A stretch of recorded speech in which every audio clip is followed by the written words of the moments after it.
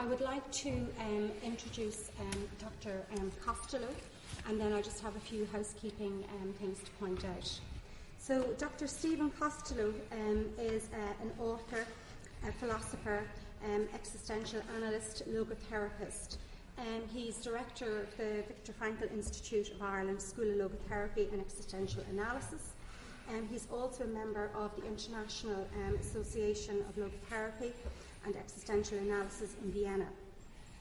Dr. Viktor Frankl, the psychiatrist and philosopher, founder of Logotherapy and author of Man's Search for Meaning, which is voted one of the most influential books ever written in our time, consolidated a meaning-centred approach to healing in the crucible of his own sufferings amongst 4 concentration camps.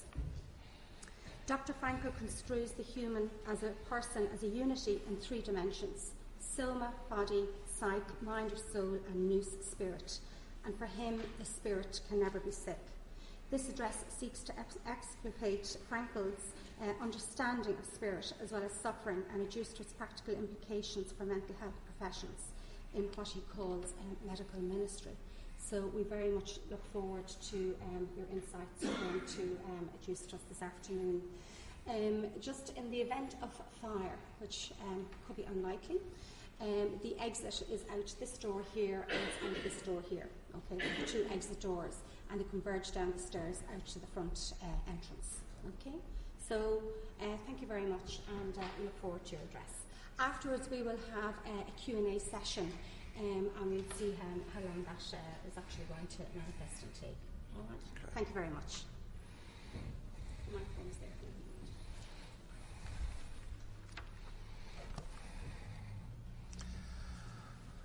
Well, first of all, I would like to extend my thanks to the Spirituality Research Group and the School of Nursing and Midwifery of Trinity College Dublin for extending this invitation to me, especially to Fiona Timmins and 2 professors of the school who are also students of the Viktor Frankl Institute of Ireland, Jacqueline Whelan and Geraldine Hines. And to all of you who are in attendance today, I really am deeply appreciative. Some years ago, I edited a book on spirituality and looked at 7 paths to spirituality within the Catholic tradition. And during the process of writing that book and editing it, I became aware of the completely confusing and contradictory interpretations of the signifier spirituality. So it is a difficult subject. And my brief today really is just to talk about the meaning of spirit in Viktor Frankl's logotherapy. So it would be his understanding of this topic, rather than going into a discussion of the whole arena of spirituality, which is such a huge subject and very broad and very deep. So it'll be just focusing in on that. And I wanted to start with a short guided meditation, which I'll take you through for less than 5 minutes, just to set the scene experientially for you. I think that's important. And after that 5 minutes, what I'll do is show a 15-minute clip, 13 minutes to be utterly precise, of Viktor Frankl speaking in a DVD which came out on him a number of years ago, which the basis of which is Viktor Frankl's address to nurses and doctors. And it was edited, and it's very good, but it's a 1-hour film, so I'm just going to show a 13-minute clip of that. Is that okay? And after that, I'll give the formal paper, which will take 45 minutes, and then after that, so questions and answers. So that's the kind of the structure of this afternoon. So I won't feel any way upset if anybody wants to leave at any point, if they have to go or don't like it or whatever. Is that okay? So, and I'm looking forward to it. So thank you very much. So let me just begin with talking you through a guided meditation which is actually taken from psychosynthesis. And I don't know if anybody here knows psychosynthesis, but it was a kind of spiritual psychotherapy which was formulated by an Italian, Roberto Assagioli.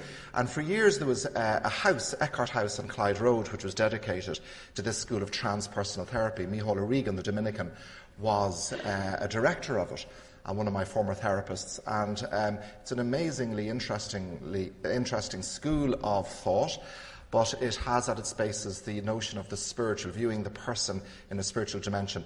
So this particular meditation comes from that school, and if you'd like to just sit, you all are seated, but just become comfortable in your seats with your back against the chair. Your legs, that's right, your feet touching the ground. And if you would like to feel comfortable, close your eyes, and I'll begin reading this out meditatively for you. So, the main thing is just to close your eyes now if you feel comfortable doing that. If not, that's fine. And just become aware of your breathing. Breathing in through the nose. Holding it for a few seconds and out through the mouth. And again, breathing. And being aware of your body, your posture, the feel of the chair supporting your back, the ground supporting your feet, being aware of your breathing and of all the little noises in the room, and of my voice talking, the people around you, and becoming more and more relaxed, breathing, being aware that not only are you breathing, but you are being breathed.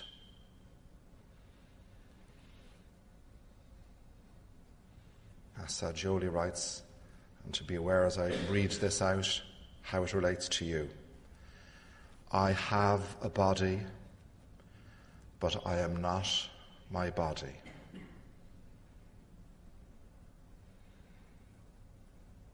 My body may find itself in different conditions of health or sickness. It may be rested or tired, but that has nothing to do with myself, my real I. My body is my precious instrument of experience and of expression, of action in the outer world, but it is only an instrument.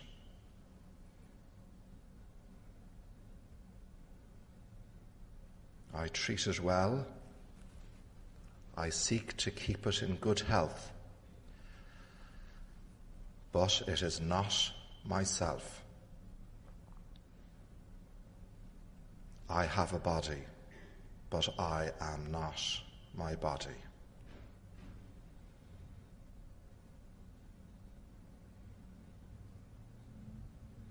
I have emotions, but I am not my emotions.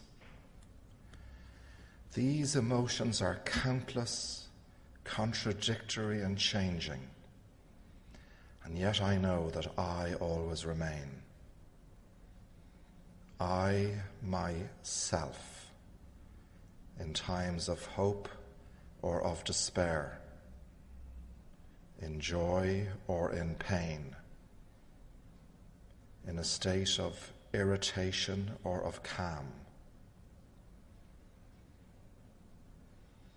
Since I can observe, understand and judge my emotions, and then direct and use them, it is evident that they are not myself. I have emotions, but I am not my emotions.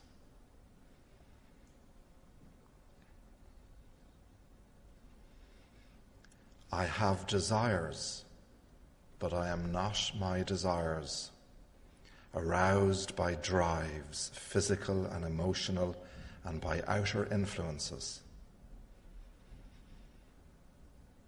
My desires, too, are changeable and contradictory, with alternations of attraction and repulsion.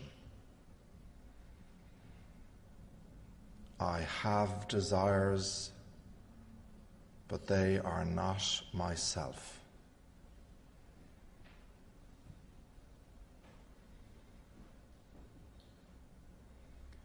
I have an intellect, but I am not my intellect. It is more or less developed and active. It is undisciplined but teachable. It is an organ of knowledge in regard to the outer world as well as the inner. But it is not myself. I have an intellect, but I am not my intellect.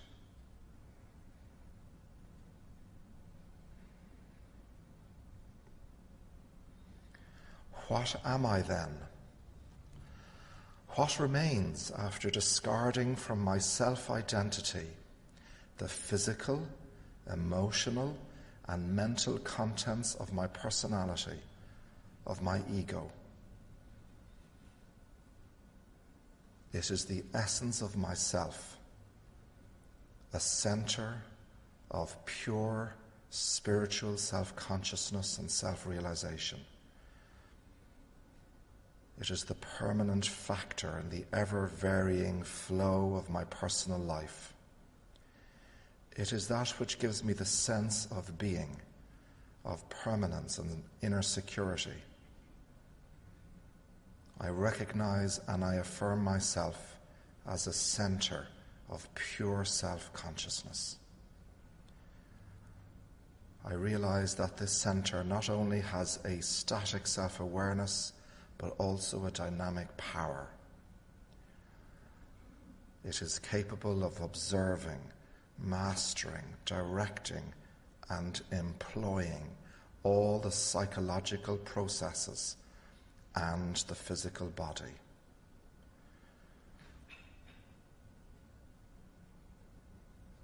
So I recognize and affirm that I am a center of pure self-consciousness, a center of will.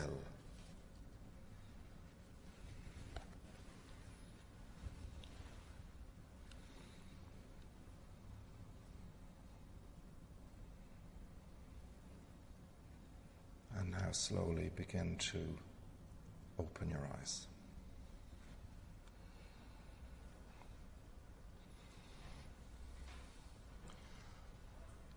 So that experiential exercise, that guided meditation, is something about realizing that there's something more to us than the body, than the emotions and the mind. And it is that something more that we'll figure out this afternoon what Viktor Frankl means that. What does he mean that to be for us? So is that okay? Everybody okay? So we'll go into another gear now, shift gear, and listen to the man himself.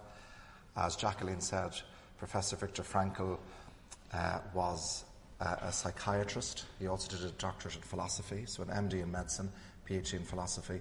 He's also a neurologist.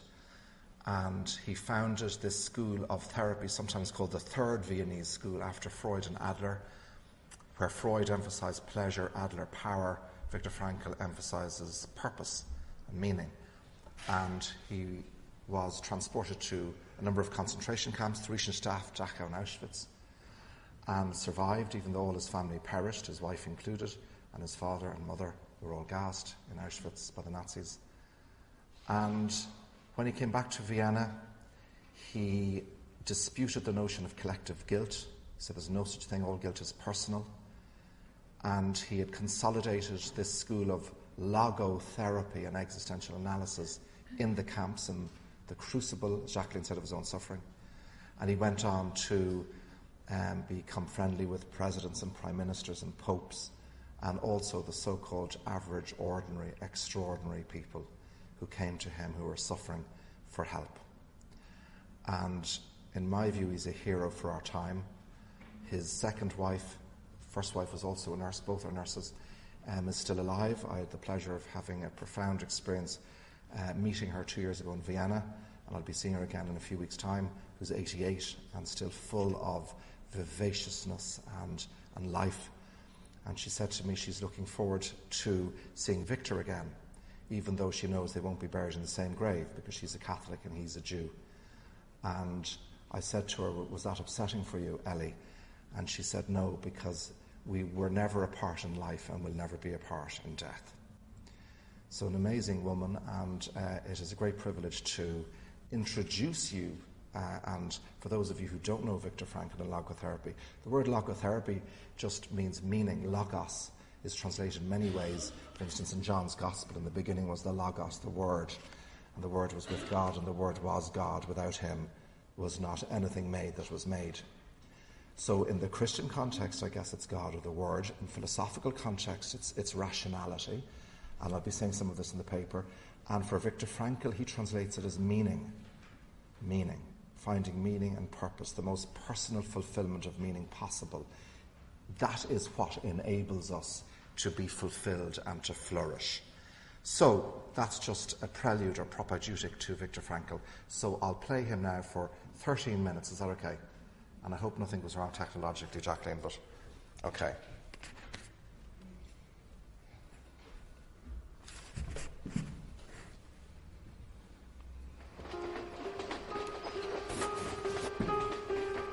My life's journey, like everyone else's, has had its ups and downs, its twists and turns, its joys and sadnesses. Life's a lot like a train. It inevitably has a final destination. I try to live one day at a time, hoping I recognize those things I can do something about and those things I can't change. I want to introduce you to a remarkable man, Viktor Frankl, an Austrian physician whose first published book, Man's Search for Meaning, captured the essence of what we here in America are struggling to understand.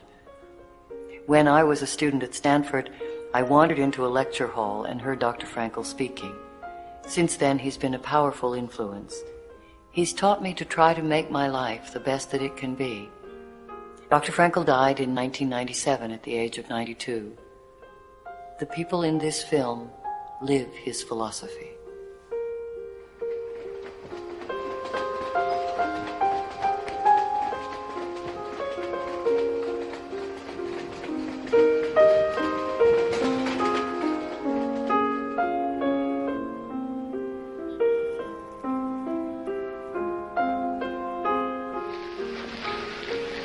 Recently, I received a letter from an American student, and I would like to quote just 2 sentences. Dr. Frankl,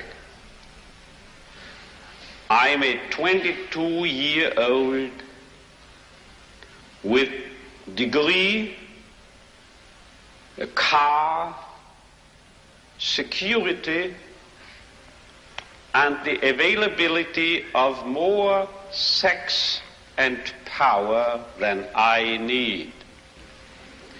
Now I've only to explain to myself what it all means, what is lacking, what he was missing, was the meaning of whatever he had in the midst of an affluent society. And this feeling of meaninglessness is ever increasing and spreading today, particularly among the youth. It's often associated with a feeling of emptiness, of an inner void, of what I've described in terms of an existential vacuum. Frankl was a psychologist, he was a psychiatrist, he was a philosopher, he was a mountain climber, he was a man of the world, he was a gallivanter, he was a little bit of a playboy, in a sense. He enjoyed life. He also was a caricaturist. I remember the first time I met him, in the space of 5 minutes, he handed me a piece of paper. I laughed. I mean, I didn't expect that this would come out of our first meeting. He hands me a caricature of myself, a lovely profile. And all he did was he had a piece of white paper and a pen, and 1, 2, 3, and he had it. And as much as he enjoyed, he also was very intense. In other words, everything that he did to the full. Viktor Frankl was born in Vienna in 1905. This city's beautiful Danube River, with its life energy, has inspired some of our world's greatest composers, poets, and psychoanalysts, including Viktor Frankl. Frankl was an active participant in the psychoanalytical community at the time of Freud. However, world conditions suddenly altered his early professional life when Europe collapsed at the hands of Hitler. Frankl's experience in the concentration camps confirmed to him that one's survival is linked to the individual's capacity to endure suffering. He teaches us the importance of transcending pain even under the most dire conditions. He stresses the need to find meaning in our lives in these complex and difficult times. I'm going to read sections from Frankl's writings as we examine his legacy in the 21st century. Frankl always asked the question, what is man? I wouldn't subscribe to a sentence included in a letter that Sigmund Freud once wrote to Princess Bonaparte, when he said, at the moment a man doubts or asks the question, what is the value of his life, doubts the meaning of his existence, he is sick. I don't think that he's really sick. I rather think that this is a manifestation of his state of being human, truly human. No ant, no bee, no animal will ever raise the question whether or not its existence has a meaning, but man does. It's his privilege that he cares for a meaning to his existence. The first time I met him was after I had read his first book, and I wrote to him, and then instead of writing to me, he called me up out of nowhere. I got a call from a Frankl in Vienna. Do you know a Frankl in Vienna? I don't know what they're talking about. He got on the phone, I realized this was Viktor Frankl from Vienna calling me. And he told me basically that in a week from now, I was in Ottawa, that he was going to be in Rochester. So I said, great, I'd like to meet you. She said, yeah, but I only have 5 minutes. So I figured, can't hurt, at least I got 5 minutes. I come there, we're there for at least 5 hours, non-stop. And we're talking about everything, and that was the beginning of how we got to know each other. There are three main avenues, as it were, leading up to meaning fulfillment. The first way is through work, through creating a work or doing a deed. Second, through love, through experiencing someone in his very uniqueness, and this means loving. Work and love are the main avenues leading up to meaning. But, if need be, if you are confronted with a fate you no longer can change, say with an incurable disease, with an inoperable cancer, even then you may find a meaning. You may even find the deepest possible, the highest conceivable meaning, because you then have an opportunity to bear witness of the human potential at its best, which is to turn your predicament into an achievement on the human level, to turn a tragedy into a personal triumph. I became very, very sick at the age of 40. It was a degeneration of my cerebellum with 24 hours a day, dizziness, vertigo, nausea, headache. And I stayed like that for 2 years. And looking for purpose. I was reaching 40 years old. My career was okay, my family, but I was realizing 40 was an age I couldn't escape more, to be completely not in contact with myself. Let's just sit down here.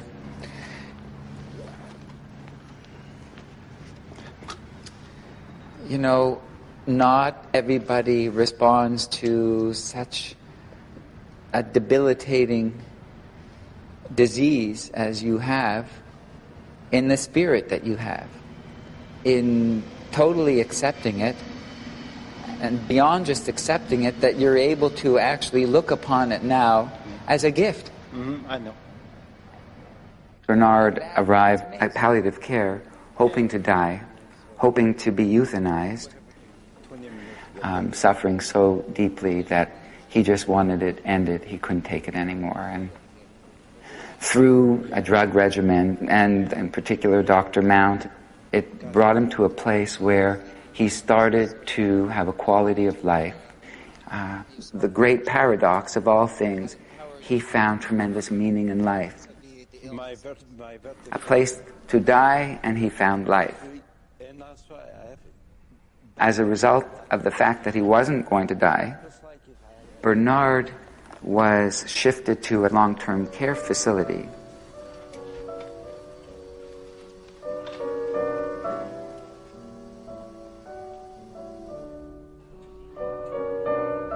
Being a long-term care facility, there are Alzheimer's patients that line the corridors. Most of the people are advanced stages of MS or quadriplegics or serious head injuries from car accidents. And here you have this guy with this debilitating degenerative disease that's affecting his body, but his mind and spirit are flying.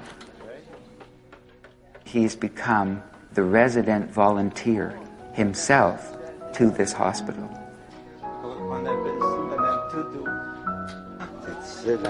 A lady I meet the first year I came who looked somebody I could talk and be in relation. Yeah. Since that time, me and her were brother and sister, and nothing else. And I'm there for her. That's what I love her in the sense of, like, I had that love inside me. I had the same connection with her, and she gave me the same that I gave her, but the relation is there and it will stay. And you will be with her, you said, until she dies. Yeah, she asked me to be, because her personality changed so much with that illness that the family don't understand. She's quite alone. C'est ça qui fait que ça s'appelle Salisbury steak.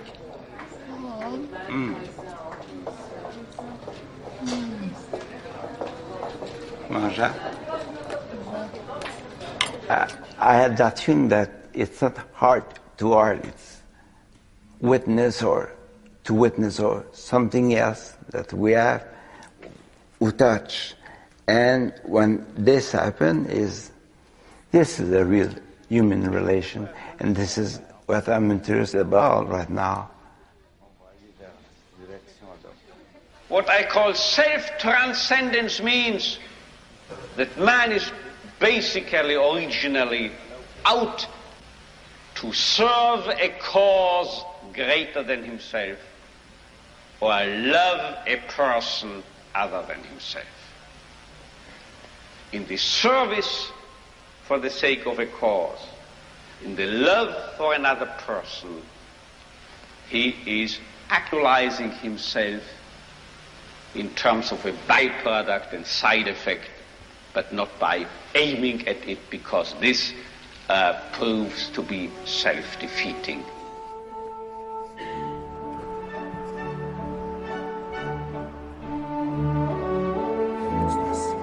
It's hard to turn it off like, isn't it?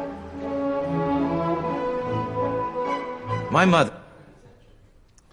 Well, it's hard to follow Viktor Frankl, of course, as well, but anyway, that gives you an idea of the man, and I just think it's nice to see him and hear him, and those amazing people whose spirits shone through in their appalling suffering. So, Dr. Frankl defeated in the camps apathy with activity. He set up suicide pavilions to help prisoners with their barbed wire sickness. He lectured, he learned the lessons of life, and he loved. He helped countless hundreds find meaning. Amid the brutality of outer events, his inner life intensified. In his incarceration and daily torture, he found spiritual freedom. On one particular day, he stumbled on in the darkness, hit by sadistic guards with the butt of their rifles. A fellow prisoner addressed Dr. Frankl and said, "If only our wives could see us now." This brought the image of Frankl's own wife to mind, whom, incidentally, he would never see again after her arrest. He imagined her and looked up at the sky, at the stars fading and at the pink light of the morning. But still he saw the image of his wife smiling in uncanny acuteness and aliveness, her look more luminous than the sun that was just beginning to rise. He writes in Man's Search for Meaning, "A thought transfixed me. For the first time in my life I saw the truth as it is set into song by so many poets, proclaimed as the final wisdom by so many philosophers, the truth that love is the ultimate and the highest goal to which man can aspire.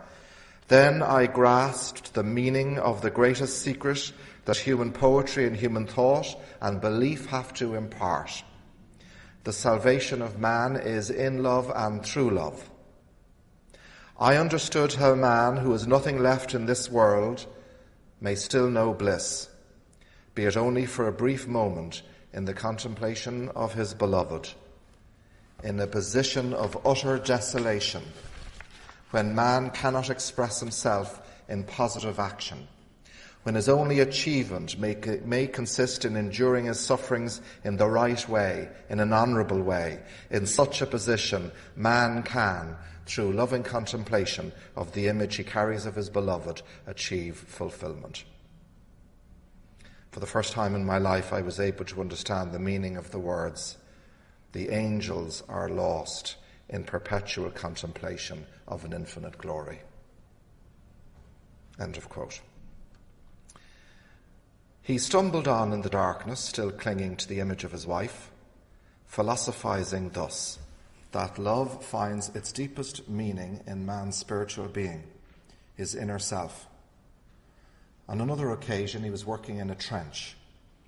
The dawn was grey around him, and again he was conversing silently with his wife, struggling to find a reason for his sufferings, for his slow dying.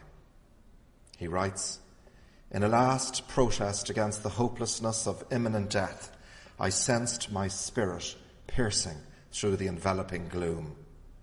I felt it transcend that hopeless, meaningless world, and from somewhere I heard a victorious yes in answer to my question of the existence of an ultimate purpose. At that moment a light was lit in a distant farmhouse, in the midst of the miserable grey of a dawning morning in Bavaria. Et lux in tenebris lucet, and the light shineth in the darkness." Yes, they took everything away from Dr. Frankl, well, nearly everything. The one thing they couldn't take was the attitude inside his own mind, which he described as the last of the human freedoms. Every day he turned his tortures and tragedies into triumphs. Adversities were transmuted into accomplishments and achievements. Such was the defiant power of his human spirit. His was a spiritual victory over the forces of darkness and evil.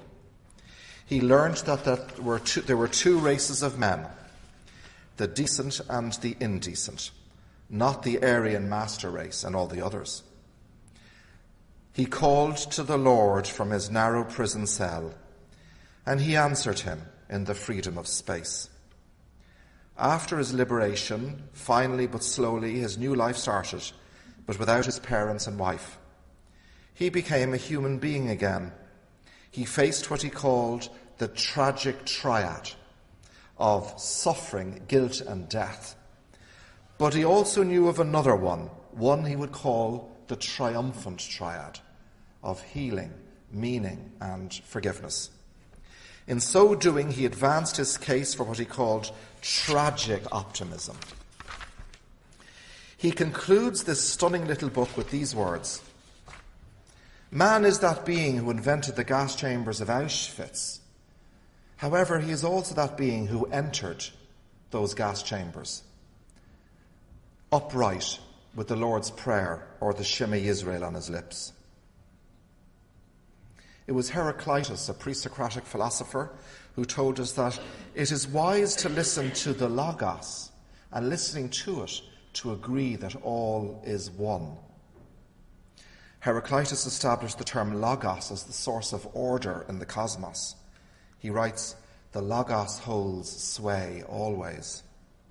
Later, the Stoics identified it as the divine principle animating, permeating the universe. The Gospel of John identifies Christ as the incarnation of the Logos. Logos, so as Theos, as Word of God. Centuries later, C.G. Jung would describe the Logos as the masculine principle of reason and of consciousness, and as counterpart to female eros. In philosophy, Eric Voegelin would return to the Greeks and make this principle assume a central place in his work, while Viktor Frankl in Existential Psychology would term his philosophico-spiritual therapy a logotherapy, whereby he understands it to mean meaning. And Pope Benedict XVI, Emeritus, said Christianity is the religion of the Logos. I would want to say, by way of introduction, that the term Aristotle employs to describe happiness, eudaimonia, daimon, demon, spirit. It's translated as happiness, better, flourishing, but interestingly, etymologically, the word eudaimonia has in it the notion of spirit. So to be happy is to be in spirit, whatever that means. We'll try and find out what I think Frankl means by it. So Viktor Frankl argued in our time that the human being moves in three modalities: soma, body; psyche, mind; and nous, spirit. Spirit, he tells us repeatedly, in a non-religious sense. However, ultimately we are one. The human person is a unity in diversity. So this kind of ontological diversity, but an anthropological unity. One, but in three dimensions. This begs the question, what is unity? And how does it differ, if it does, from wholeness, etymologically related to holiness? More specifically for Frankl, unity means the integration of psychic and somatic aspects of the human person. In other words, to bring together body and mind, as psychosomatic medicine knows only too well. But wholeness is that plus the integration of the noetic, or the spiritual. So unity is integration of body and mind. The spiritual, for Frankl, is the integration of body, mind, and what he's calling this noetic core, which we'll talk about. Frankl prefers the Greek term noetic, or noological, because spirit in English has religious connotations he's anxious to avoid. Not privately, he's a practicing Jew, albeit a liberal one, he's a believer, but because he wants to retain logotherapy as a secular science that can attract into its ranks theist and atheist alike. And the problem with translating eudaimonia as happiness is that we tend to think of happiness in the 21st century as subjective satisfaction, maybe even pleasure. But by eudaimonia, the Greeks meant something like a spiritual happiness, what we might call joy. So joy is, for Frankl, listening to the Logos. And therapeutically, it is the Logos, or spirit, or meaning, the spirit in man, that can never be sick. He calls this, interestingly, his psychiatric credo. It's not a philosophical postulate, but the spirit can never be sick. Fascinating phrase. And that was said after 40 years working in the Polyclinic of Vienna. He had huge experience working in psychiatric hospitals and clinical work. Attuning ourselves to the flow of presence, to the Logos, which is itself both love and reality, brings the accompanying joy. Frankl says, like iron filings in a magnetic field, man's life is put in order through his orientation towards meaning. We're not only oriented to meaning, he phrases it somewhere, we are ordained to meaning. And it is open to the meanings of the moment and also to what Frankl calls ultimate meaning. So we'll try and distinguish these two in a little while. For Christianity, of course, logos and love are identical. Ratzinger wrote, "In love and reason coming together as the two pillars of reality. The true reason is love, and love is the true reason. They are in their unity the true basis and goal of all reality." So let's look at the spiritual order of being in logotherapy. Pathology is the study and diagnosis of disease. Psychopathology is the study, generally from within psychiatry and psychoanalysis, of mental disorders. Psychiatrists are particularly interested in descriptive psychopathology, that is to say, with describing phenomenologically syndromes and symptoms of mental illness. This is evident in the diagnostic system of the DSM and ICD. But there is another word which is coming into the fore in philosophy called pneumopathology. So we'll see what this means.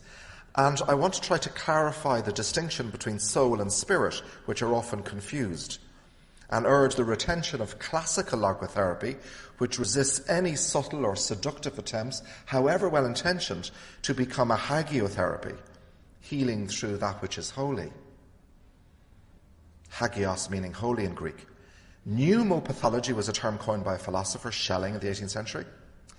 And it's not very well known, and it's not employed that often.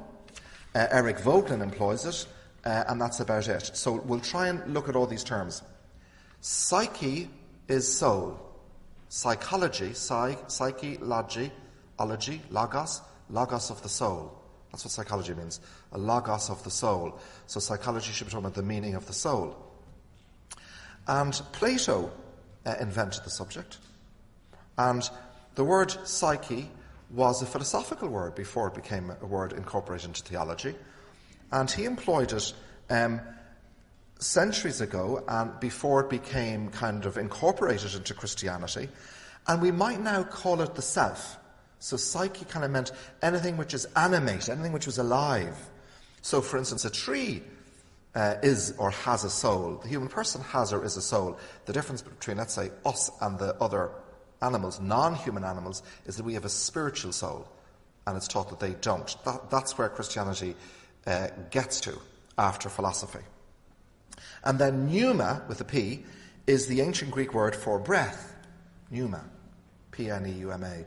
Ruach in Hebrew, as in Genesis. God breathed into man. And in a religious sense, context, we can translate this as spirit. That's how it's commonly employed in Judaic and Christian usage and in the Greek New Testament. So spirit operates and realizes itself through the body. The spirit is, in essence, freedom, a point avowed by Frankl, because it's not something to do with psychophysical facticity. We can rise above it. So man is responsible at every moment for Frankl. And that is why he says, with conviction, that freedom and responsibility together constitute man as spiritual being. So there you have it. In a nutshell, in a sense, spirituality for Frankl means freedom and responsibility. But that's the end of the discussion. We have to go somewhere to the beginning. And freedom is a huge theme. What does that mean? Freedom from constraints, but also freedom for. Yes, we're free, but free for what? In what sense are we free? And then, of course, responsibility. To respond to life rather than to react. Instincts react, reason responds. We need to move from the one to the other. So there's a lot going on in everything I'm saying, in everything he's saying.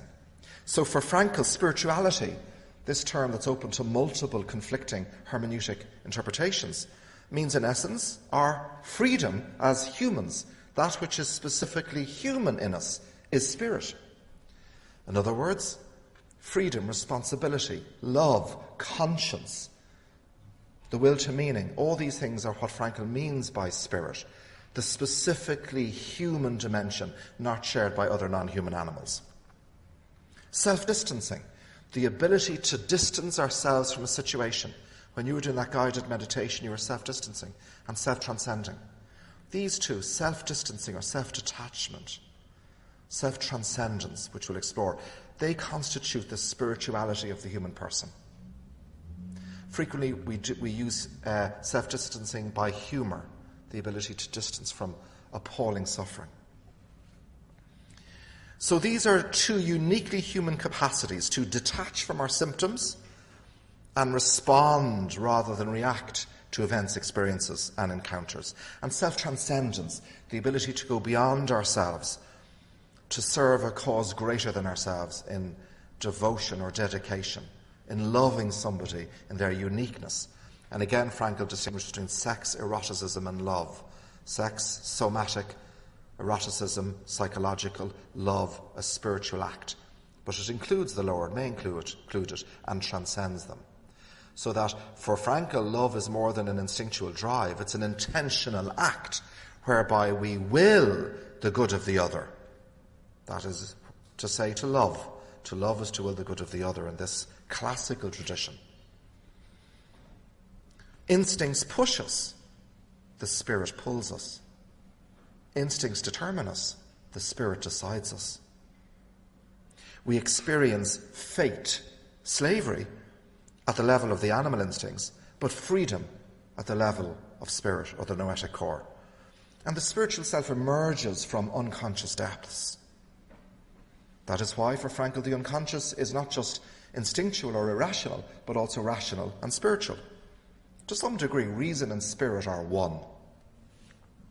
Remember Des Connell, the cardinal who taught me philosophy in UCD, saying to me once in our metaphysical class on Saturday morning, where he taught me angelology, I'm sure it's not taught anymore, but that angels are the most intellectual beings because they're the most spiritual. Very interesting. Pneumopathology refers to the realm of phenomenon which has been described as a disease of the spirit. And you hear this word like acedia, disease of the spirit, spiritual sloth. The spirit itself can't be sick, but access to it can be blocked or bypassed or thwarted or rejected, and that can lead to illness or neurosis at different levels, at other levels. Soul connotes depth. Spirit connotes height, the openness of the person to the divine ground of being. Estrangement from the spirit, the closure and revolt against the ground. So it is man's spirit that partakes of the divine. He thus rises in this Christian differentiation to his divine destiny as an imago Dei. Nazi Germany produced a society whose spirit was sick. It was an example of pneumopathological closure to the divine ground of reality, which signifies more of a derailment and disease, a spiritual disorder, more than just a derailment. The human person is consubstantial, though not identified with divine reality. It is noetic consciousness that discerns this and participates in the flow of divine presence. All this theorizing has clinical consequences for practicing logotherapists and existential analysts in Frankl's tradition. Moreover, it was Frankl alone who traces the implications of these abstractions and incorporates them into his classification of mental disorders. He referred to logotherapy as a cure through reason, but understood as openness to receive reality. Logos is always deeper than logic. Truth is the conformity of mind to reality. Untruth, literally insanity, is trying to bring reality into my mind. Schizophrenia. So even if you look at depression, we can look at depression manifesting itself somatically as an endogenous depression. The cause being physiological, biochemical, and therefore pharmacological intervention is needed, medication. Or as psychogenic, as a reactive depression, reacting maybe to the loss of a loved object, or as a noetic depression, affecting us when we're just confronted with the pointlessness of being, with la nada, the nothing at the heart of being. And of course these overlap, but one you'll find is more in the ascendancy. So where medication might be appropriate for a psychotic depression, meditation might be more appropriate for a neurogenic depression. Sometimes Plato is better than Prozac. So, if, as Frankl does, if you construe the human person in 3 dimensions, what he calls his tri-dimensional ontology, his view of being in 3 dimensions, that's the basis of his philosophical anthropology, then you can see all disorders, and that's a word that needs unpacking. You can see them in the light of these 3 dimensions of the human person. So when a patient or client comes to see me, one is immediately thinking, where is this disorder, if you want to call it that, affecting them? So when they say, I'm depressed or I have anxiety, I always say, what's that? Tell me about your experience of it. Because it means different things to different people. That's the problem with defining terms. So, nous is Greek for thought or understanding. It is that, according to this tradition, which differentiates us from other animals, who also have psyche or soul, meaning life. Soul animates body, Aristotle said. For Frankl, it refers to what is human. Nous is intellect, mind or reason, intuition. It's akin to logos. So the human person in this ancient classical anthropological tradition is always construed in a triad, in 3 dimensions. While all humans have nous, theists, believers assert, we are spirit. That's separate though. That's something separate. And as the noetic has also been translated as spiritual in English, there's a lot of semantic confusion, at least for English-speaking readers of Frankl. Pneuma refers to spirit, Geist in German, or spiritual soul, from within a religious register. But it need not be so construed. Soul is the principle of life, just as spirit is the source of life. And man is in his entirety body, psyche, and spirit. Pneumatology is the study of spiritual beings and their interaction with God. We can therefore talk in this tradition, which is something separate from Frankl, of the human trinity, somatic, psychic, and noetic, which is created in the image of the divine trinity. But this is not a 4th dimension, as so-called Christian logotherapists have asserted. Donald Tweedy, for instance, says this in his book, The Christian and the Couch, An Introduction to Christian Logotherapy. No such thing. It's impossible to have a Christian logotherapy. Logotherapists are Christian or non-Christian, Jew or Muslim or atheist, can't have a Christian logotherapy. It's a contradiction of Frankl's very thought. Pneuma, or the pneumatic, which is the presence of the Holy Spirit in every human being created in the image and likeness of God, holds and binds all these dimensions together, grounds them, but it isn't a separate dimension. So classical logotherapy, and this is where I just want to differentiate it from the religious register, classical logotherapy avoids confusion with this overtly religious connotation, and therefore doesn't commit a category mistake, as I think Tweedy does. Frankl was at pains to separate them. Indeed, he doesn't address this pneumatic dimension which grounds man's existence to God, even if he privately believes it. Spiritual is employed by Frankl without religious reference. Because if it became part of logotherapy per se, it wouldn't be logotherapy, it would be Christotherapy.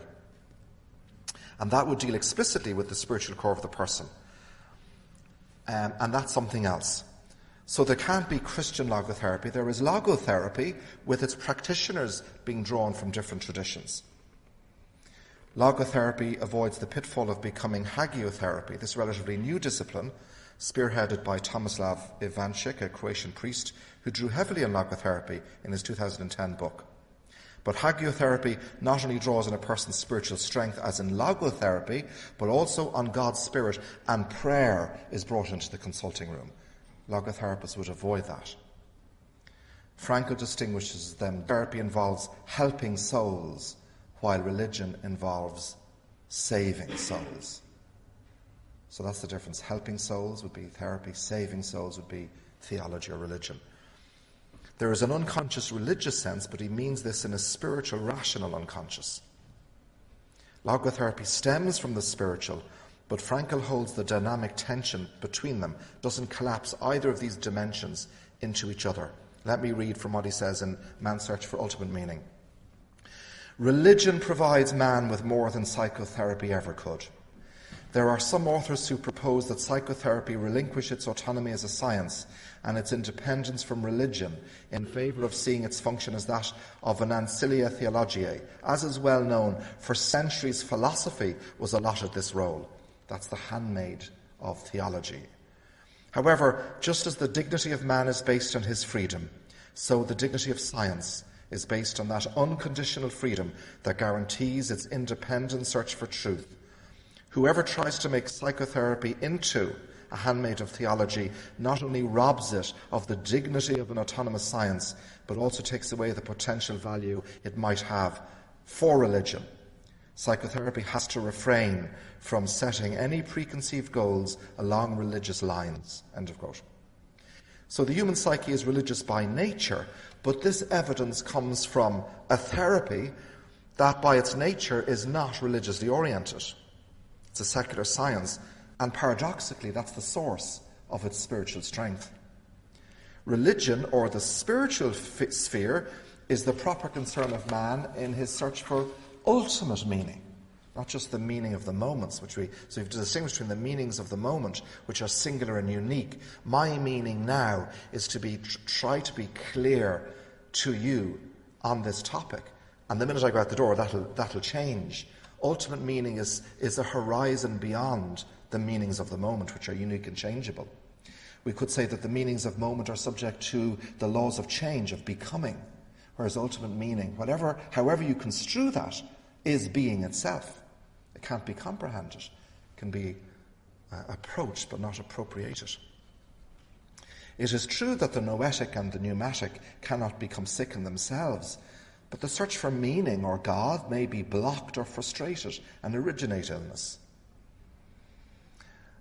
The frustration of meaning may lead to what Frankl terms a neurogenic neurosis, just as frustration on the spiritual level can lead to what I call a pneumatogenic neurosis. But the neurosis is the result of access to this dimension being blocked, not to the dimension itself. The pneumatic can't be the cause of any illness. However, conversely, if positive influences occur at the level of pneuma, it will in turn influence the somatic, psychic, and noetic dimensions as well. Frankl asserts this, quote, "A higher dimension, by definition, is a more inclusive one. The lower dimension is included in the higher one. It is subsumed in it and encompassed by it. Thus, biology is overarched by psychology, psychology by noology, and noology by theology." End of quote. That's why theology was always traditionally regarded as the queen of the sciences, because it has as its object God herself, or itself. However, as Frankl points out in The Will to Meaning, there is a dimensional barrier between the human and the divine worlds, as well as between the spiritual and the instinctual. There's a barrier. In contrast between the fluid nature between consciousness and the unconscious. This is difficult stuff that needs a lot of unpacking. I can just kind of alert your attention to it. So, logotherapy is a therapy in spiritual terms. It's a therapy which recognizes not just our instincts, but this spiritual dimension. As Frankl says, man is more than psyche. Man is spirit. The subtitle of Viktor Frankl's very first book, penned in the concentration camp, The Doctor and the Soul, is From Psychotherapy to Logotherapy, implying from the very outset a distinction. Logotherapy is a therapy which respects man's psycho-physico-spiritual unity. It's a therapy in, quote, spiritual terms. The initial aim of it was not to supplant, but to supplement therapy. And psychoanalysis, he says, is its indispensable foundation, but it borrows from CBT and psychoanalysis, or should I say, CBT, etc., borrows from Frankl, but logotherapy goes beyond that in this recognition of the spiritual. And of course, Frankl brought together a lot of philosophy.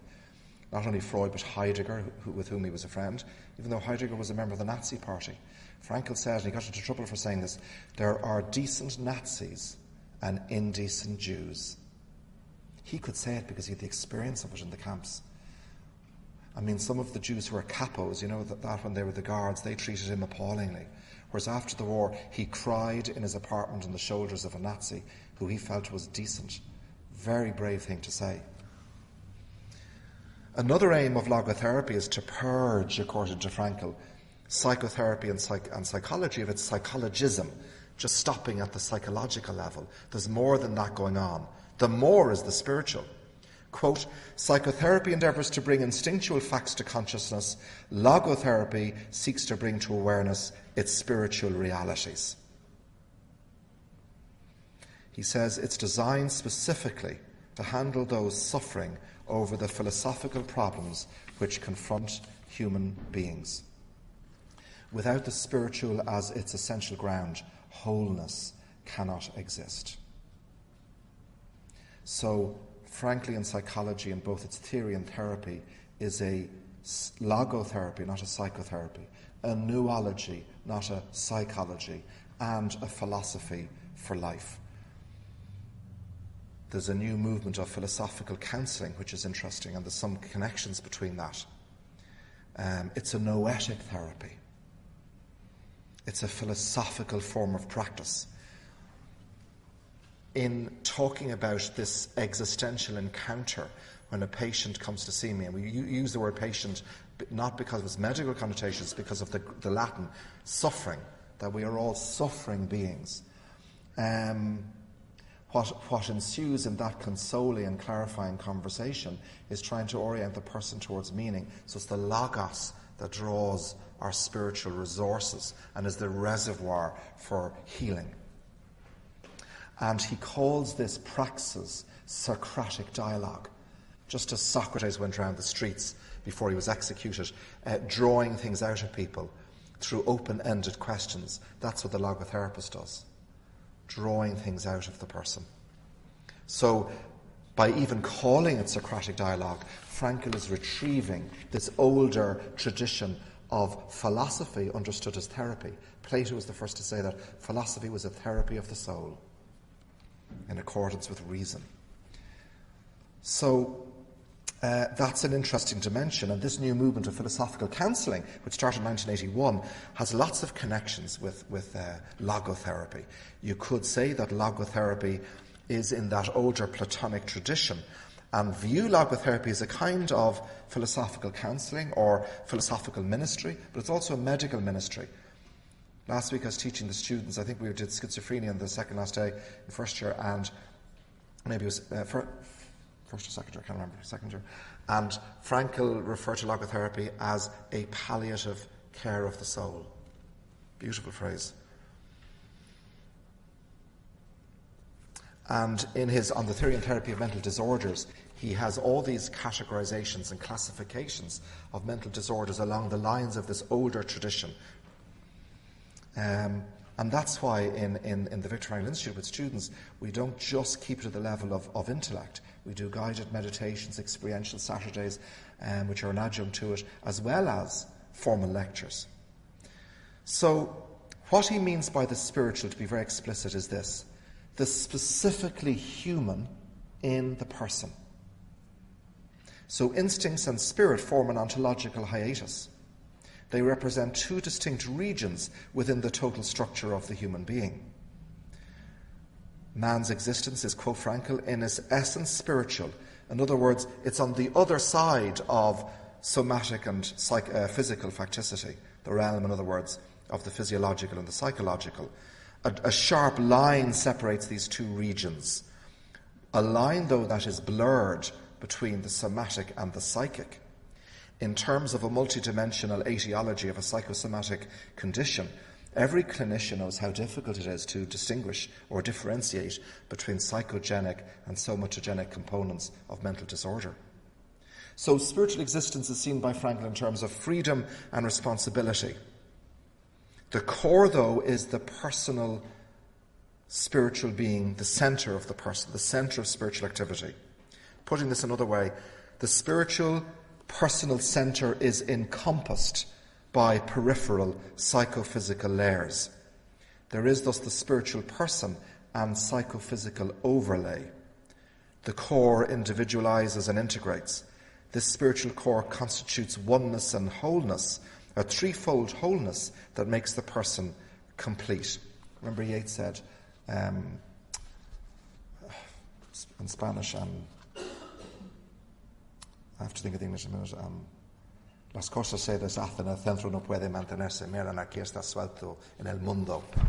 Things fall apart, that's it. The centre cannot hold, mere anarchy is loosed upon the world. To which Iris Murdoch famously said, the Irish philosopher, the centre must hold. So Yeats, the centre cannot hold, the centre must hold.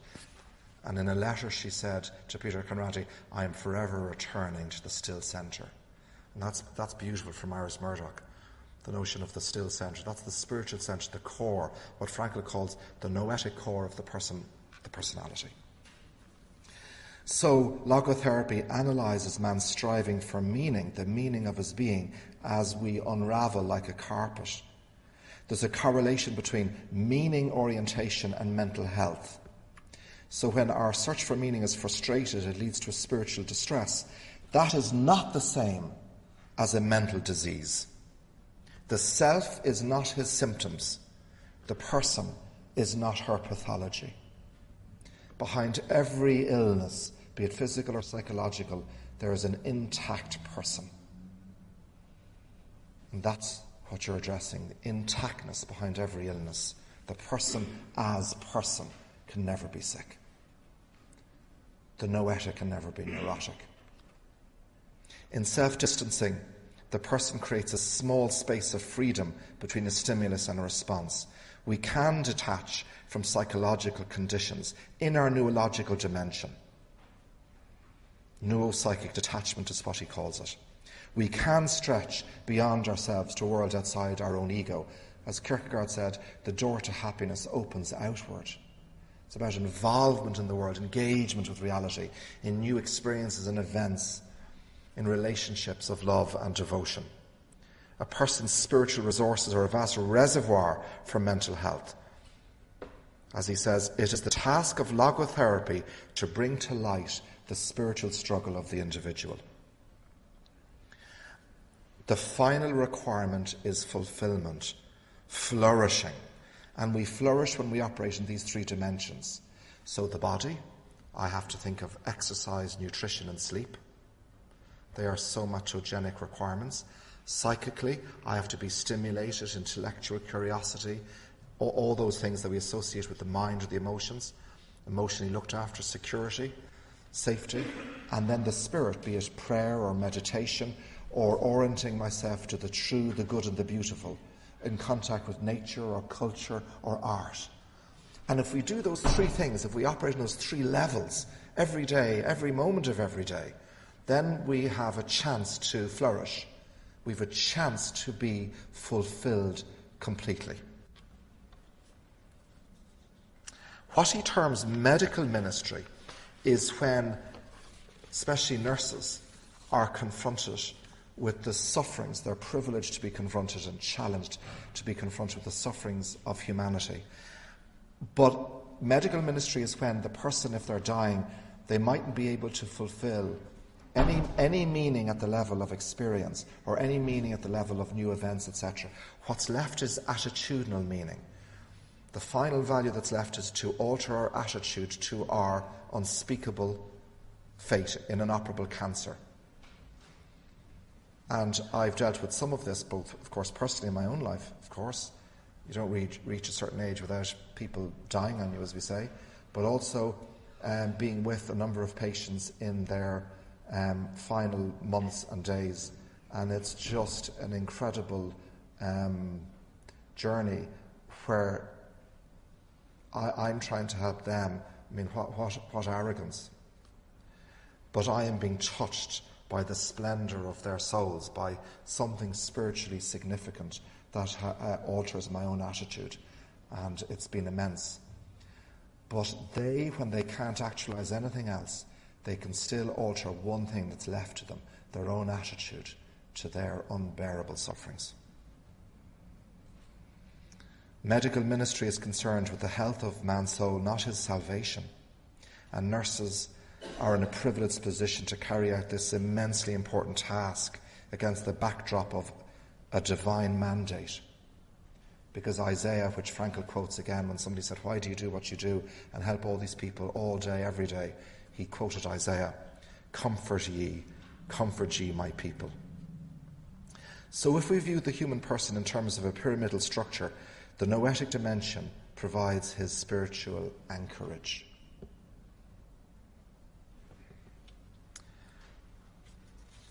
I won't keep you much longer, so... Spiritual refers to persons who are free and responsible and oriented to meaning. Spiritual crises are not pathogenic. They are part of the human condition.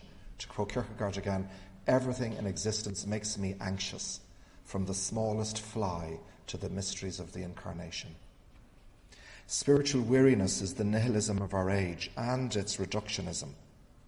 Frankl felt that the gas chambers of Treblinka, Auschwitz and Dachau were not prepared in some ministry of Berlin, but at the desks and in the lecture halls of nihilistic scientists and philosophers who denied the three postulates or pillars on which logotherapy rests: the freedom of the will to meaning, and meaning in life. Examples of the spiritual include crises of conscience, value conflicts, existential frustrations, and a sense of meaninglessness or despair. So Frankl says logotherapy, quote, targets man's personal spiritual existence, but logos not meant in a religious sense. Failure to fulfill meaning leads to an emptiness of the heart, to an anxiety that is afraid of its own nothingness. The call to meaning belongs to the noetic, as does the call of conscience and love, which is neither reducible to eroticism or to sex. Neurogenic neuroses are illnesses from the spirit but not in the spirit. And logotherapy therefore can be seen as a noetic supplement to somatopsychological therapy, as well as a specific therapy in its own right, empirically validated. In fact, one of its techniques, paradox and intention, has an 88.7% clinical success rate. Some logotherapists like their empirical verifications, and it's important, and also recognised by the World Health Organization. Frankl writes, it seeks only one thing, namely that after the physiological and the psychological have received attention, the neurological is not forgotten. When a house is built and the roofer finally begins to work, no one would reproach him for not giving thought to the basement. End of quote. Life has meaning up to the very last breath. We don't know what magnificent hour may still await us. In fact, when Frankl visited maximum security prison in Florida and also in Alcatraz, a man talked to him who was facing the death penalty, and he wrote to Frankl later and he said, even now I'm realising my will to meaning 400 yards from the electric chair. How do we give meaning to our lives? We give it in three main ways. By doing a deed, by appreciating the true, the good and the beautiful, or by loving somebody, or when all these are taken from us, altering our attitude in the face of unavoidable fate. We can find fulfillment even in the face of extreme failure. Indeed, the mystery of the meaning of suffering is superior dimensionally to the meaning of both work and love. Such quiet heroism distinguished Frankl's own life and countless others, from nurses to carers, from teachers to therapists. Such heroism, however, can only ever be asked of oneself, never of another. So just to keep you a few more minutes and to conclude, the unconscious logos has been disclosed to us with the discovery of the spiritual unconscious in logotherapy. Frankl says, if one calls the intentional referent of man's unconscious relation God, it is apt to speak of an unconscious God. But this in no way implies that God is unconscious to himself, but rather that God may be unconscious to man, and man's relation to God may be unconscious. Neither is this, end of quote, neither is this unconscious God to be located in Jungian archetypes, because for Frankl, religion is personal and existential, not impersonal or archetypal. Religion, of course, may have positive psychotherapeutic effects in the patient, but that isn't its principal intention, which is spiritual salvation. Man's psyche is by nature religious, but this has been determined by a therapy which is not religiously oriented. Frankl says, the less psychotherapy condescends to serve theology as a handmaid, the greater will be the service it performs. One need not be a servant to be able to serve. The spiritual is as powerful as the instinctual, more so, arguably, and that is the sovereign precept of Viktor Emil Frankl's school of logotherapy. In the movie of our life, sometimes little sense can be made of it until the last sequence has been shown. Frankl asks, doesn't the final meaning of life too reveal itself, if ever at all, only at its end, on the verge of death? And at the end, he too formulated a law. The more comprehensive the meaning is, the less comprehensible it is. So we might know the full meaning. It's like asking a chess player, he frequently says, what's the best meaning of the move, of the game? The best move is the move that's dictated by the game. Absolute meaning is beyond comprehension. As Augustine said, if you understand God, it is not God whom you understand. Meister Eckhart, I pray God that he may rid me of God. Frankl's definition, incidentally, of God is one he arrived at by the age of 15, when he said, God is the partner of my most intimate soliloquy. Religion is the fulfillment of the will to ultimate meaning. To quote Einstein, to be religious is to have found an answer to the question of what is the meaning of life. Wittgenstein, to believe in God is to see that life has a meaning. I am not a religious person, but I can't help seeing everything from a religious point of view. Viktor Frankl's metaphysics of meaning can help humanity in the hour of its horror. For our lives possess spiritual significance, and their ultimate secret is that love is our salvation. Doesn't this indirectly serve as service to the hidden God? For God and love are one. The Russian philosopher Semyon Frank penned a book in 1925 called The Meaning of Life. And in it he says that the sole human work consists in, quote, seeking and finding the meaning of life, end of quote. Eternal life is the abiding ground of my entire earthly life. He writes, love is an overcoming of our selfish personal life, an overcoming which gives us the blissful fullness of true life and therefore gives life meaning. Man demands a metaphysical foundation in the ultimate depths of being. The search for meaning, by the way, for the meaning of life, is also a struggle against its meaninglessness. Only in finite time does the supratemporal, transfinite being reveal itself. Quoting Frankl, the sole work which illuminates life with meaning and therefore has absolute meaning for man is therefore nothing else but active co-participation in the divine human life. That place is the beyond of logotherapy, which can but point to it. Physical diseases, to finish, and mental disorders come from nature, but their cure comes only from the spirit. The spirit of the person is the true shield against any and every sickness. Viktor Frankl pointed in his time to the spiritual foundations of life and revealed for our time the ultimate secret of all time, that love is salvation and joy eternity. Thank you very much.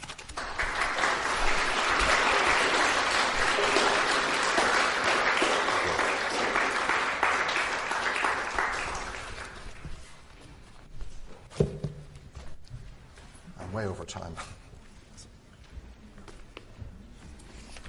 Well, thank you very much, Stephen, for unpacking what spirituality is from a Franklian perspective. Major food for thought there. I think we'll be unpacking it for very many months to come. So I'd like to open the floor now to anybody who would like to pose a question. I have a microphone here and I can walk around them. You got one there, Fiona, have you? Is there only one? Yes?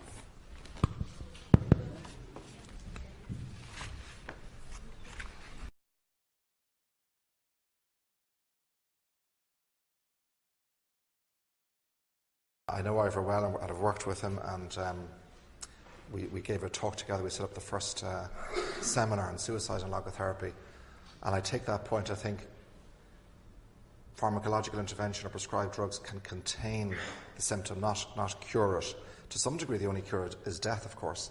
But if you take anxiety, again, we have to make a distinction between psychological anxiety, which can be compulsive and overtake the human person's capacity to love and work. And we can use techniques which dissipate the potency of that on the patient's life. Then, of course, there's ontological anxiety. Just being part of life. We're always anxious about the future and money and career and all these things. As Beckett said, you're on earth. There's no cure for that. And so there's that. But I'm also struck by, and again, all these things, psychiatry, philosophy, logotherapy, friendship, love, they're all just stripes on a tiger. They're not the tiger itself. But I'm reminded of a student in Berkeley in the 70s saying to Frankl, I'm going to go home tonight and take some LSD, and that's going to make me happy because I'm too depressed. What do you think of that? And Frankl said, that will be the cause of your happiness, but it won't be the reason for it. And above all, man wants a reason. So I think that's an answer to the pharmacological thing alone, that you can remove something maybe, but we sometimes want not just its removal, but to understand the reasons for it in the first place. And I think that's different again, yeah.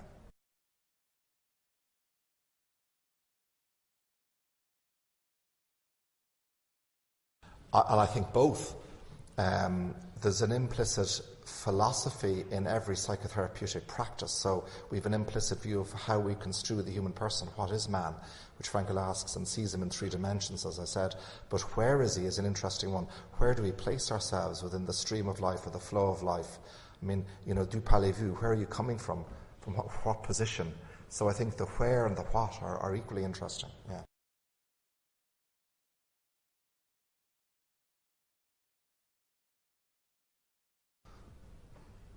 I mean, I remember Basil Hume, the former Cardinal Archbishop of Westminster, saying he thinks that in every mother of 4 children or 6 children, there must be at some point in their lives a desire to become a Carmelite nun.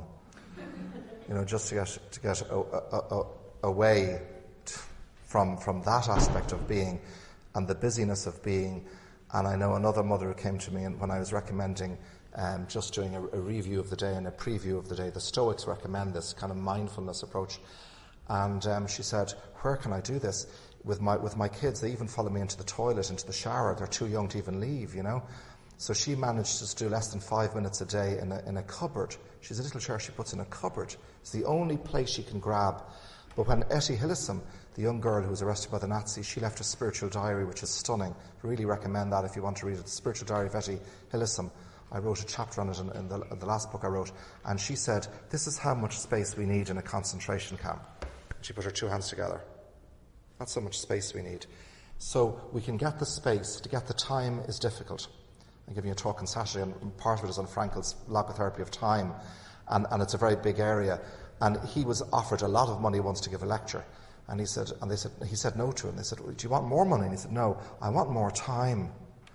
So time, in Maslow's pyramid, when all our physiological needs are done, how do we access all this stuff in the mundaneness of life? But that's precisely where it is done. Paddy Kavanagh made this the central theme of all his poems, to see the extraordinary in the ordinary, the momentous in the mundane, the mystical in the mundane, whereas he puts it, ordinary life, where life pours ordinary plenty. So I think it's about even a few minutes a day, just taking that moment of retiring into what Marcus Aurelius calls the inner citadel of the self, and having those moments, just grabbing moments, which then become not just momentary but momentous, where we're accessing, as Iris Murdoch says, non-self objects. So I have to remind myself to leave my bunker, as one patient called it, and to go to the park opposite and look at leaves and trees, and just put my attention on non-self objects in a spirit of disinterested love. So I think we can try and snatch moments and times and places, but increasingly it's more and more difficult to do that with the stress we're all under, with the burden of being. None of it's easy. But I know one thing, if we don't make time and space for it, everything will become worse.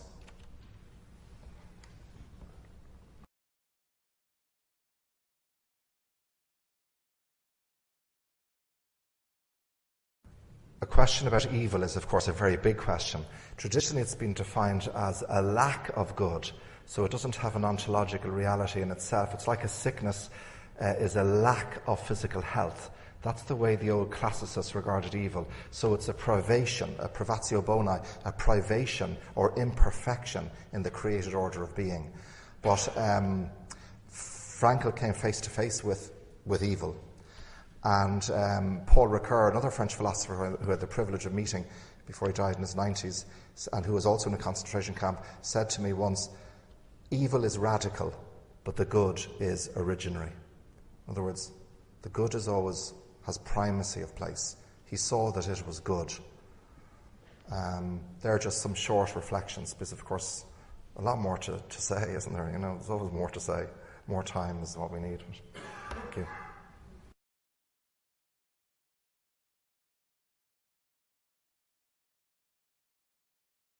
Yeah, that's a good question. Frankl was asked that, and of course, logotherapists have addressed this many times, the notion of, life could be intrinsically meaningless.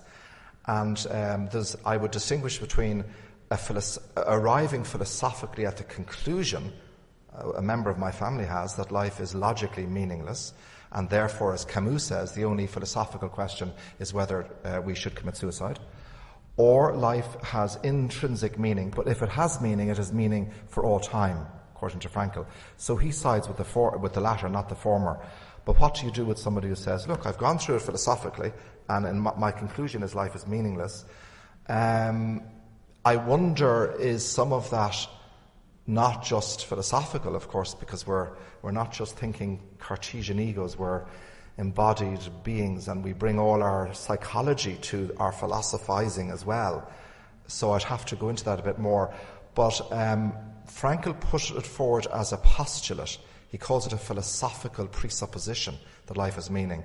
Now, you can validate and verify it empirically, but only from within the premise on which that operates. But I think if one comes to the conclusion that there is no meaning in life, very hard to come to that conclusion. I mean, if by meaning you mean God, you can come to that conclusion. But if by saying there's no meaning at all, well then what's the meaning of your work, your love, the sunset, the symphony? And that's an interesting discussion which you'd have with that person. And therefore, what is it for them? Yeah? But I don't think it can be one can be persuaded by it through a syllogism.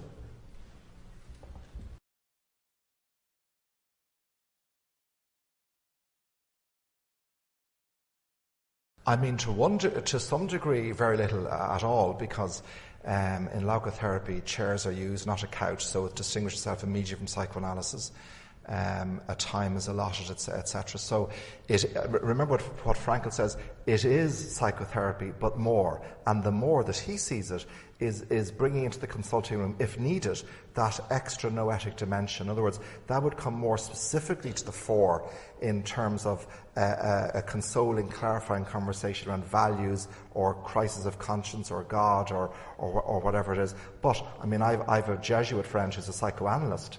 I mean, and he's operating at that same level, but it mightn't enter into his theorizing explicitly, but it's implicitly in the room.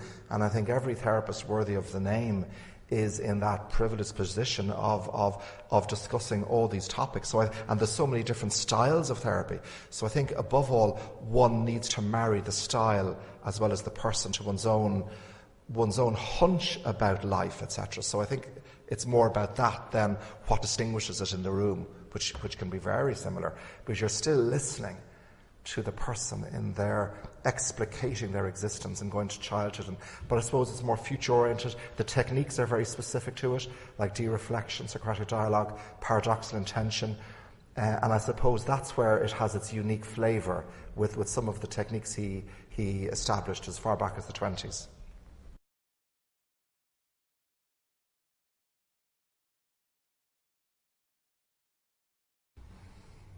I mean, Maximilian Kolbe, Edith Stein, Etty Hillesum, Viktor Frankl, they stand out like stars in the first nova. to get to the how. I think Nietzsche is interesting. He who has a why to live for can cope with almost any how. So I think, as Viktor Frankl says, D equals S minus M, little algorithm he has.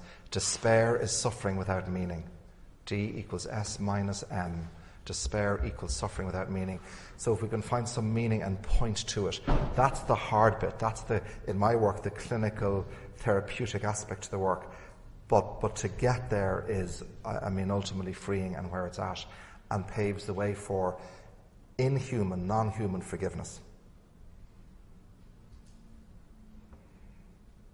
I'm interested in, one theologian said, when Christ was on the cross, he said, Father, forgive them. He couldn't do it in his humanity. He had to appeal to divinity to do what he couldn't do. That's how extraordinary forgiveness is. It's just another observation from somebody. Yeah.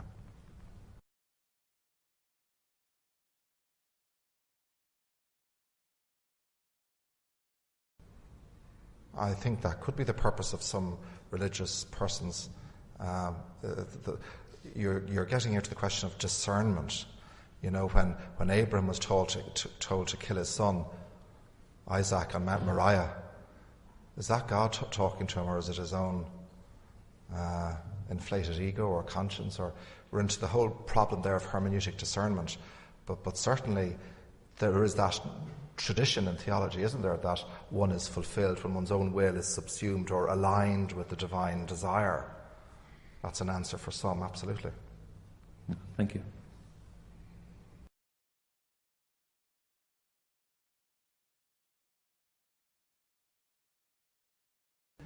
I mean, he's one of our Irish heroes. He was an extraordinary young man, and when he went on the Sunday show and talked about his suffering and everything, and how not only did he alter his own attitude towards his unbearable suffering, but by so doing and leading such a life and dying with such dignity, he gave so much meaning to adolescents out there who were thinking of ending their own lives.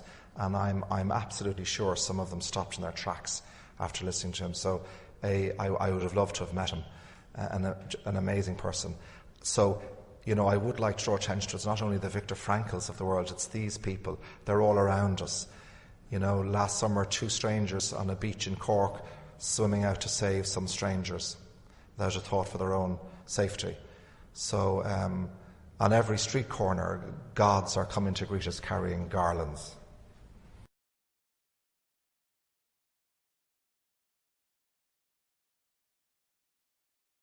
Very interesting question. I think they say existential analysis concentrates on 4 dimensions: the physiological or the biological, secondly the psychological, third the social, and fourth the spiritual. And Frankl, he tends to always talk dimensions, but he never forgets the social.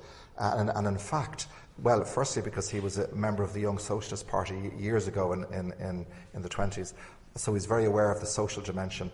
And also because he actually has what he calls a sociogenic neurosis, which is very well worked out, which is fascinating. That's the collective neurosis of our time, of the zeitgeist, which he calls addiction, aggression, and one of my logotherapy students, depression. Addiction, aggression, depression. So that's part of the social dimension, which you're right, I didn't draw on today, but really is there in the literature on the subject, yeah.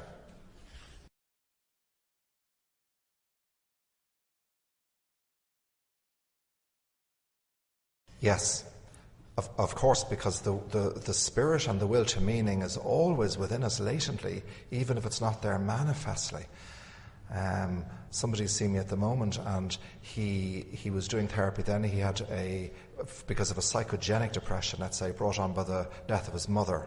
He was finding it very hard to get over the death of his mother, and the therapy was going the way it was going. And then he had a breakdown abroad, and is now in a residential psychiatric hospital, and he's now a day patient, so he's residential. Came back to me before going back as a day patient, so we're doing the work together, if you know what I mean. And he said to me, "Do you know where I've been for the last 6 months?" I said, "Where?" And he said, "I've been in a psychological coma." And I said, "What brings you back here to talk?" And he said, "My will." So there's a man who's depressed, clinically depressed, but the will, the spirit of him is strong, and that can be activated. And now, It's not easy, but you're always looking for logo hooks and hence cues and clues to bring the patient more and more towards more meaning because of that intimate positive correlation between meaning, orientation and mental health. So that's the task, that's the work. As difficult as it is, but certainly possible.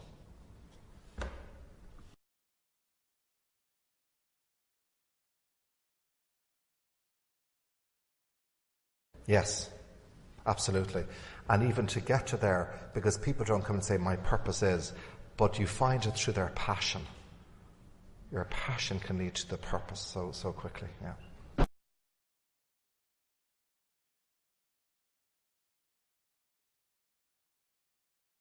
Yeah, when he says that word, of course, he wrote that book where he mentions the word salvation in the 50s.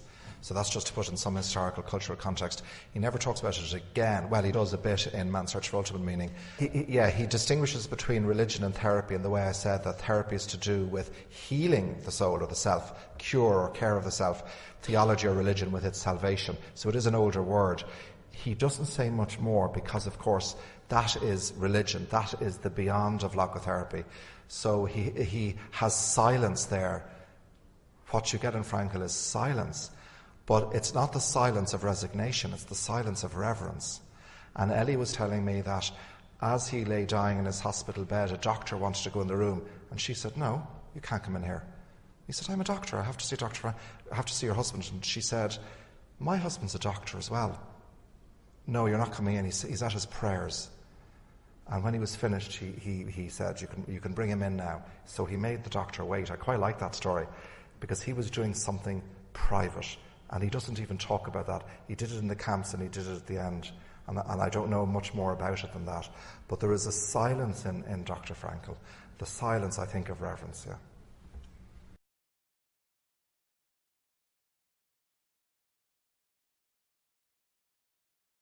Yeah, it was a quote from Frankl. He was just meaning about that this interconnection between theology and logotherapy and philosophy, that philosophy for centuries was seen as the servant of theology. And he was trying to reduce the theoretical distinctions between those disciplines rather than where you mean it. But I think for Frankl, true success in life he sees in terms of service to the other.